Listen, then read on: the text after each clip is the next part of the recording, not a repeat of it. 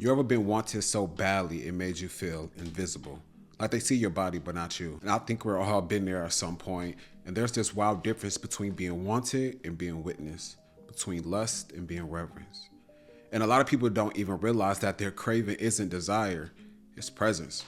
So let's talk about it. Then this is the way that I see it. Lust is quick, it's loud. It's that fast heartbeat that says that I need you now type of energy.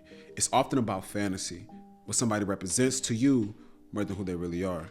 Reverence though, is different. Reverence is still. It don't rush. It don't want to possess.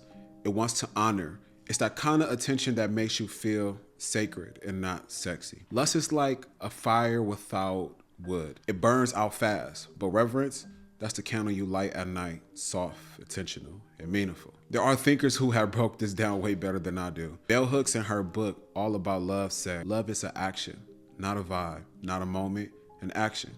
And reverence feels like that, choosing to show up for somebody. Alan Denbottom talk about how we often fall in love with the idea of someone, but reverence is when we stop projecting and we start seeing. Then there's Rumi. I hope I said that right. Man, Rumi, he didn't write about lust. He wrote about longing so deep, it was so spiritual. He used love to get closer to God. Toni Morrison too. He wrote about characters who were messy, layered, raw, and still worthy of reverence. That kind of writing teaches you how to look deeper. Okay, but how does all of this transfer into real life situations? In dating, I've had people look at me and just wanted the image, the aesthetic, that's lust. But then I sat across from someone who really listened, who was curious about my mind, that's reverence. Lust says you're hot or you're sexy or you're beautiful. Reverence say I admire the way that you exist. Even in creativity, lust looks like chasing algorithms or posting what's trending or quick dopamine hits. But reverence, it's me in the studio.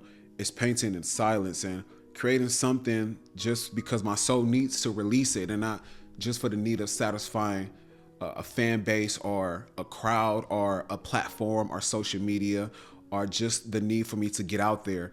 It's about me being still and being present and being in a moment and feeding my soul exactly what it needs, the burning desire to create. It also shows up in how we treat ourselves too. Lust is trying to fix yourself to be loved, always grinding, always providing. There are some people who just always on the go, who just gotta keep going and always grinding and chasing the next biggest thing, or trying to up the achievement that they had before for the validation of others, or always trying to pour into people selflessly to the point where they're damaging themselves for the approval of others as well. That's lust. Reverence is lighting a candle just for you, taking a slow shower, eating with both your hands like your body deserves that moment. It's subtle, but it changes everything. There's a few things that helped me practice reverence, and I must admit it wasn't easy at first because you're getting your brain out of the conditioning that you were in before and going into something completely different that's abnormal.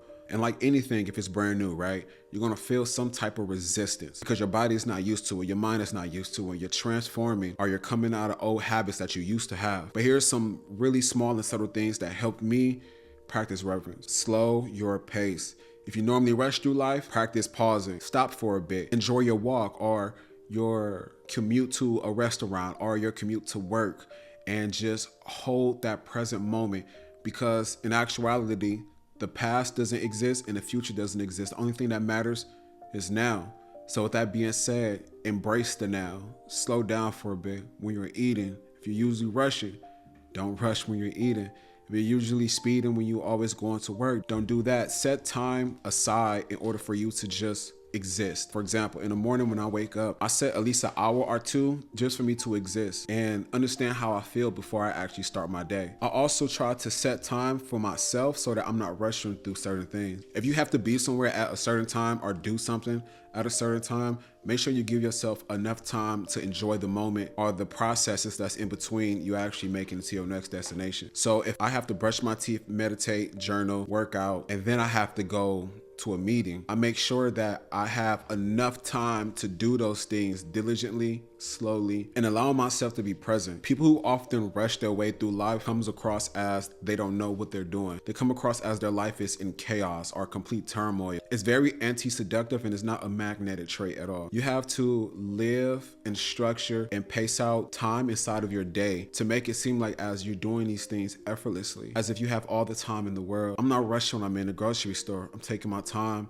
and I'm looking around and I'm enjoying the ambiance the best way that I can. And I'm looking at the fruits and the different colors and soaking everything in that I see, which is giving me grace and making me present and engulfing me in the moment that I'm in at that time. Looking at people when they speak, and not just to reply, but just so that you could see them. People show you the same respect that you show them, and showing that other people are being heard and seen could go a long way. Not always listening just to reply, but listen for the sake of understanding. Slowing down and understanding what a person's trying to say and observing the words that they use, the tone that they use, observing their body language, and even trying your best to understand their perspective in a non-biased way, even if you don't agree with it. At least you can understand how others think in that particular moment, how they handle stress, and importantly, now you know how to maneuver this archetype of person. Number 3 is don't feel pressure to post everything that you make. Let some stuff just be yours for a while, for as long as you can hold on to it. It helps create depth to your inner monologue in your life, because you're not always making stuff for the sake of posting. You're making it because this is what feels right to you.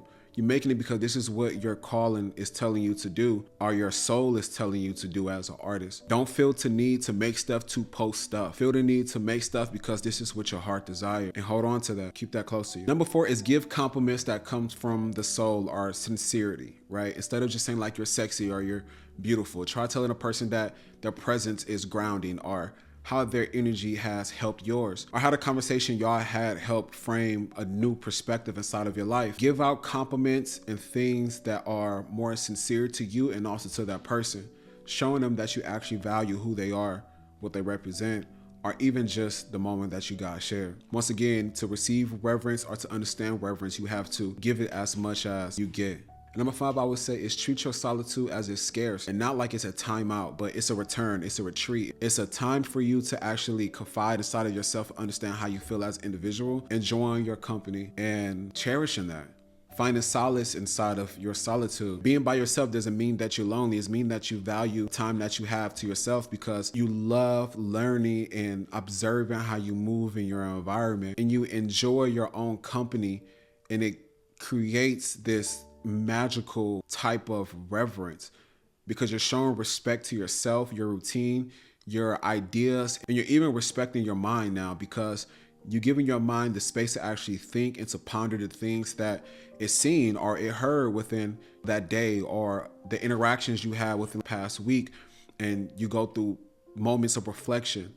And when you show yourself respect, ultimately you get the same type of reverence. Reverence is like holding a rare flower. You don't just grab it. You lean in gently and you admire it. So here's what I'll say to close. A lot of us are out here starving for reverence, but we're only used to being met with lust. We want to be seen, not just praised. We want to be loved, not just used. And on the flip side, a lot of people don't even realize that they're only given lust because that's all that they've been taught. But you don't become more magnetic by trying harder. So ask yourself, who do you revere? And who do you let revere you?